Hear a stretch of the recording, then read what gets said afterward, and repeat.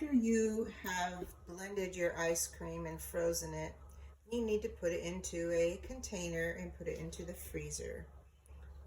I use these kind of containers for mine, and as you can see, we've already dug into it a bit. But I just want to show you the texture of this gelato is so beautiful. I just took this out of the freezer and dig into it, and it's still so soft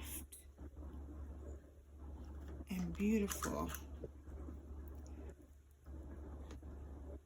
I mean, just look in there. It's not hard at all. It's just delicious. And so you just can just reach in there and take a nice creamy, really creamy bite. As you know, I don't really like ice cream. This is something else.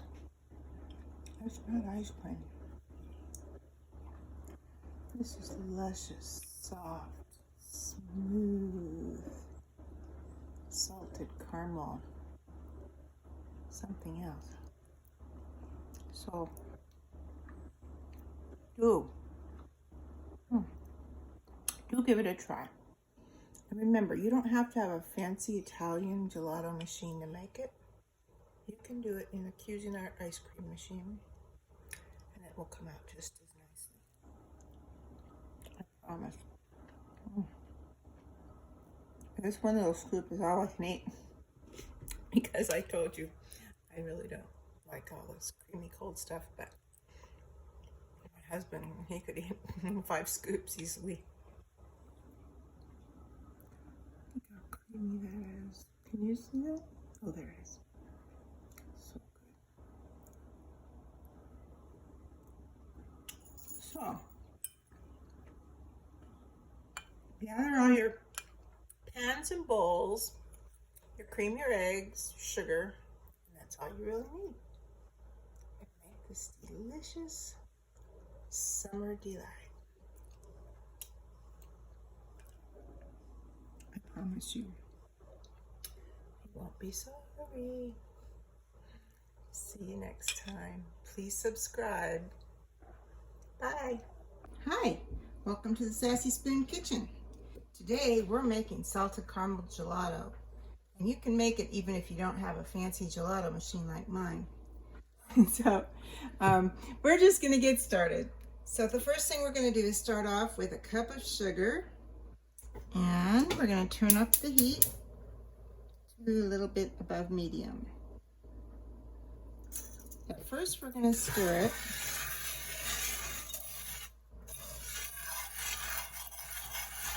Basically, we're just starting off making caramel. So we're going to stir it for a few minutes. I'm not going to make you watch the whole few minutes. So we're just going to stir it. And then we'll come back. We're going to stir it over the heat. And then I'll come back to you in the next step. Okay. Now the sugar is starting to melt. And we're going to stop stirring it so much. We just want to make sure that it melts evenly. We don't want any hot spots on it. So I will stir it every once in a while.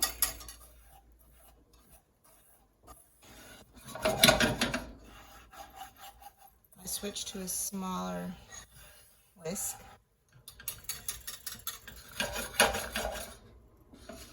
And we want to develop a deep, dark amber color for our caramel. So we're going to let it do that. I'll turn it down just a little, from 5 to 3. This is a very big burner I have it on, but it's not my super burner.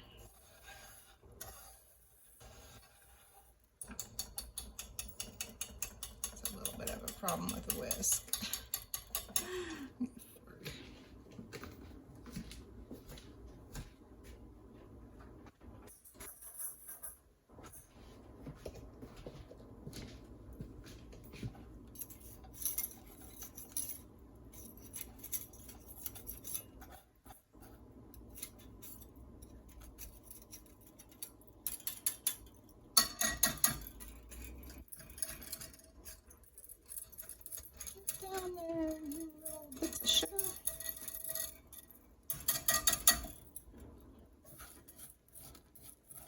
And see how it's really melting nicely there in the middle.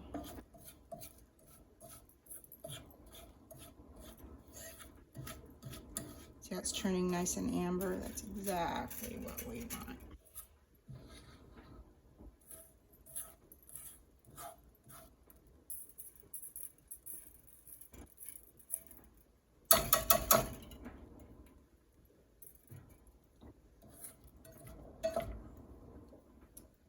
So we just keep doing this until all of the sugar melts and turns that beautiful amber color.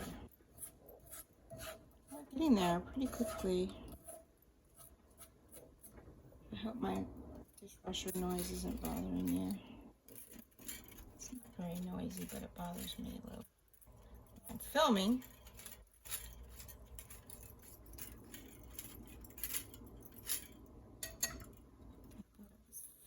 But it's not.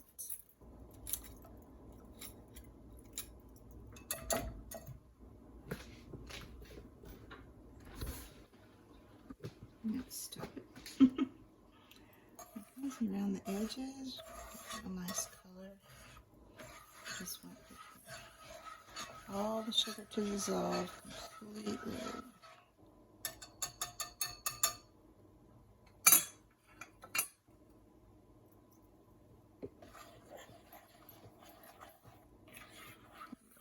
Now, the next thing we're going to do is add 1 1/4 cup of heavy cream. When we do that, this is going to bubble up because this is very hot. Not quite there yet.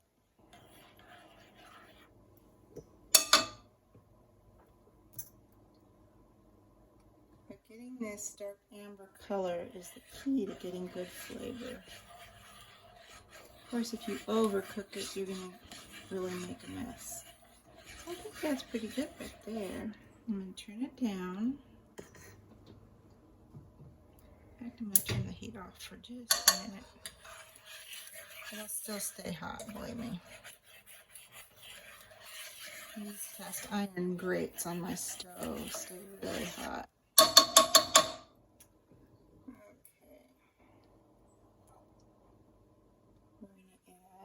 Milk.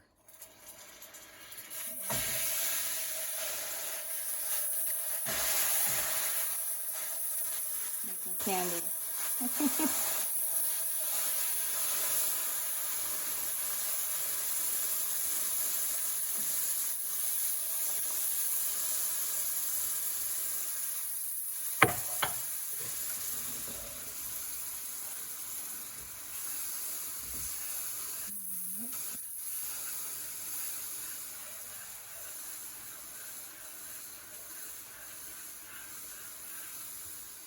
A few globs there, or it actually does make candy for a minute. So as we incorporate the milk and the cream in, it'll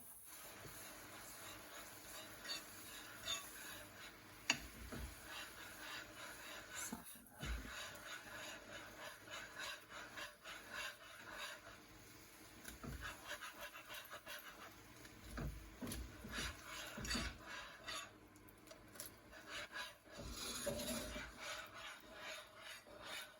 Okay.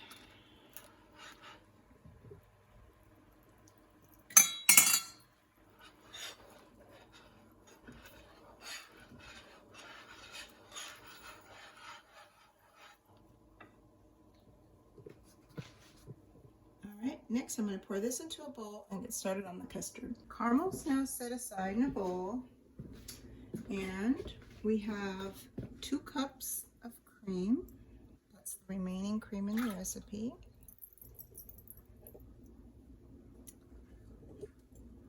And a 1/2 cup of sugar. The remaining sugar in the recipe. Let me turn the heat back on. I'm going to turn it about medium. And we're just going to bring this to a boil.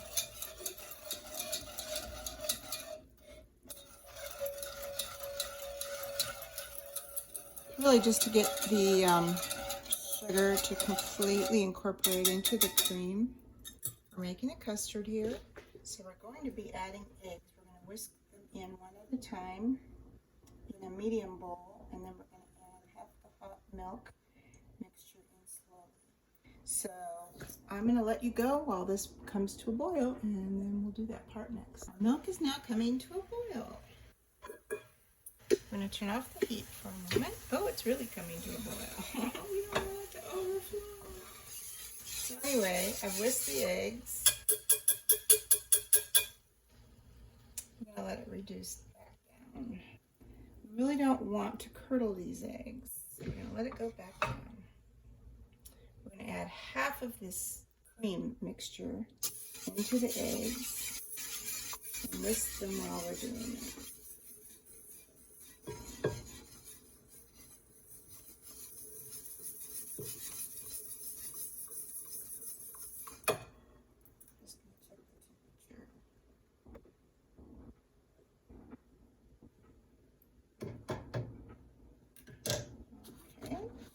Want it to get above 170, which it's not. It's only like 116, so we're okay because the eggs were pretty cool.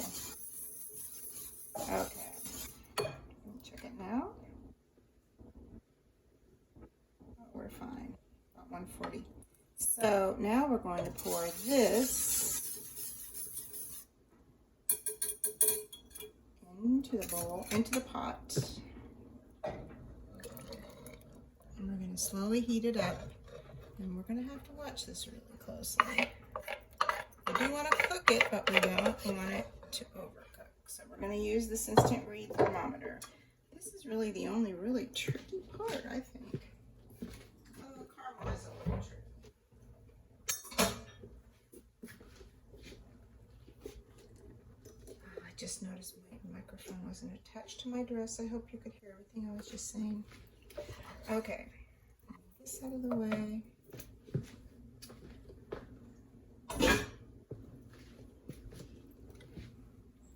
We're going to keep the instant read thermometer close by.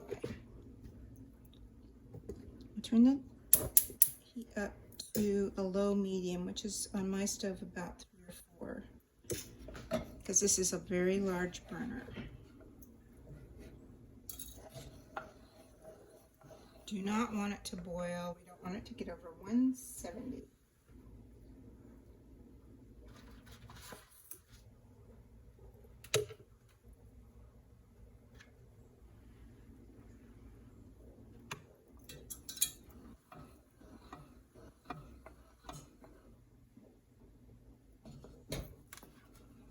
See little bubbles forming. I don't like that.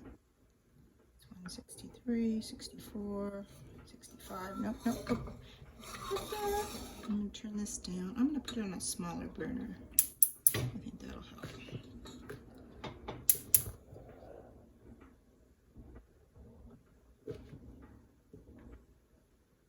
Oops, see, it's already up to 175. We don't want that. I'm going to put it over here on a smaller burner. Number 2 setting.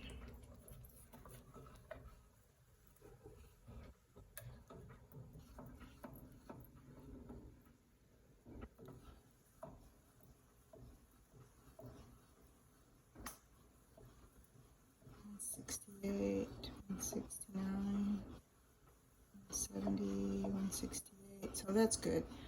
We're going pretty well there.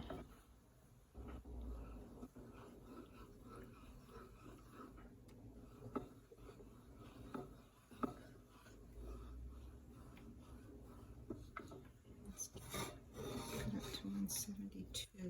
We're going to take just a minute.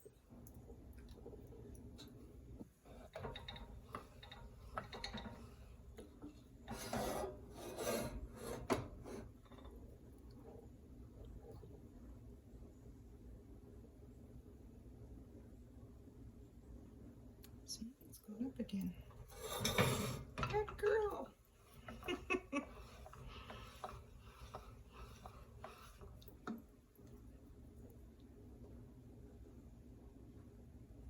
Yeah, it's still about. I'm gonna let it cool down.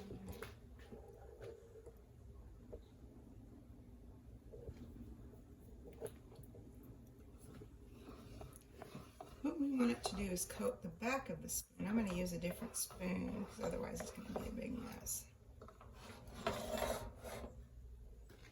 Turn this all the way down to low so it shouldn't be above that.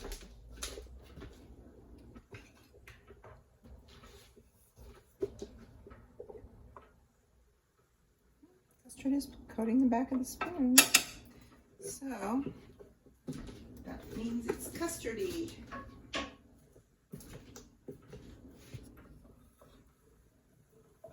That's a good thing. Let's check this one more time. Okay, let's say we have custard. So I'm going to pull it off. And we're going to pour it through a sieve into a bowl. And take out any solids that are remaining. There shouldn't be much. So we have the bowl with the eggs in it. We're going to use that. A little bit of eggs that are left from our part of thing.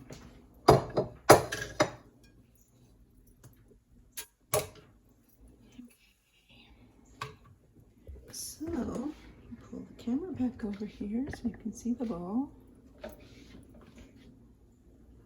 I'll have to pull up the sieve a little bit because it's touching the bottom. We actually have a very nice custard here. It's got a lot of body to it.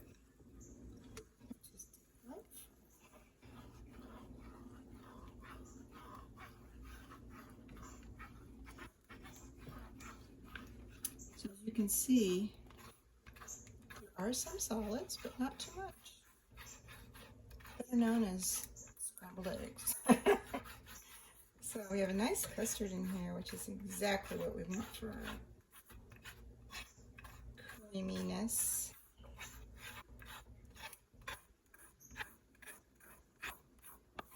So we have cream in the custard and cream in the caramel. That's going to be the delight of our gelato. Okay. So on to our next step. Next, we're going to stir in our cooled caramel.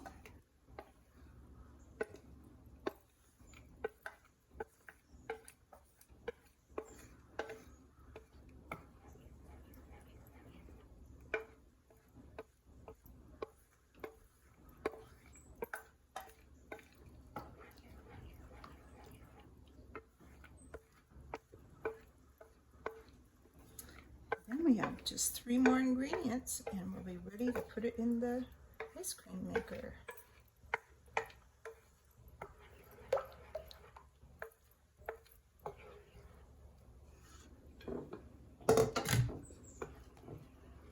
Really want to incorporate this well.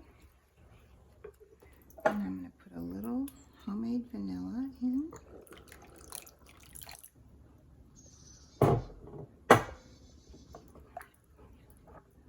And these are the scrapings of the inside of a vanilla bean. And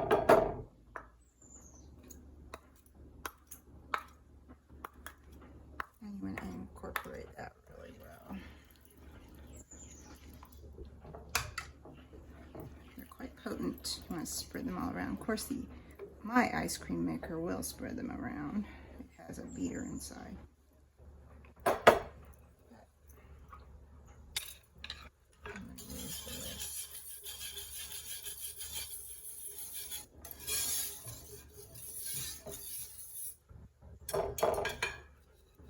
Okay, so we've got the caramel, the cream, the custard.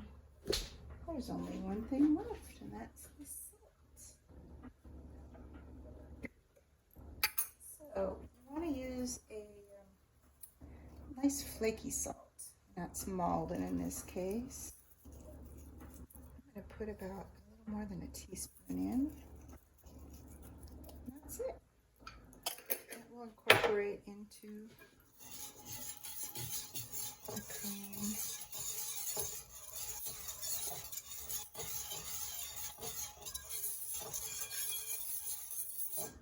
You can put it in the refrigerator to cool off some more.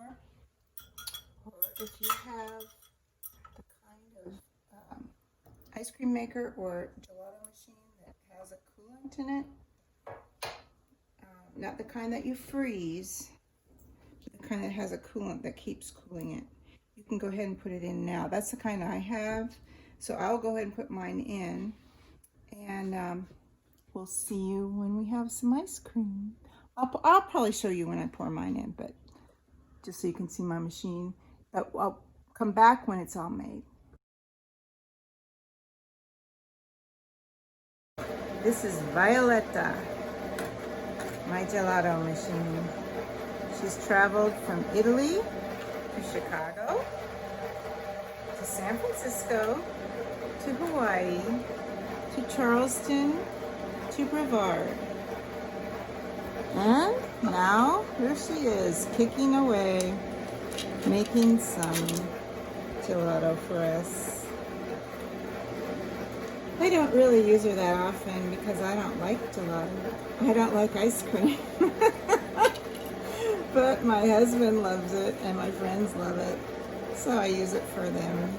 And I do like ices, so I make sorbets and ices in her. And this is one ice cream that I will eat a few bites of, but I just don't like creamy cold things. I don't like milk. So for that reason, I really don't like ice cream. Never have, never did as a child. But anyway, this is really, really an exception because this stuff is delicious, even if you're only taking a few bites. So I'm going to put the lid on her and let her get to work, and I'll bring you back when she's finished. All right, we have some gelato here.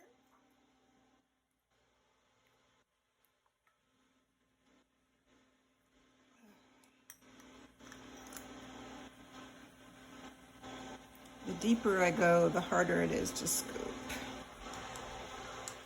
Stuff on the top's really soft, but down below it's hard.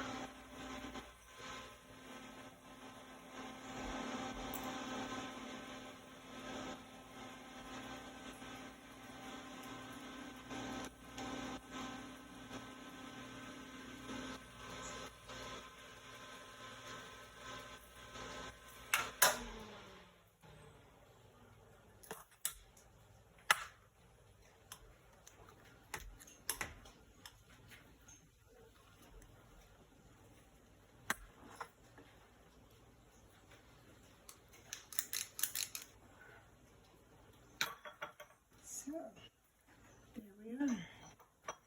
Creamy, cold, and tasty. I'm going to serve this one up to my husband. So I hope you give it a try.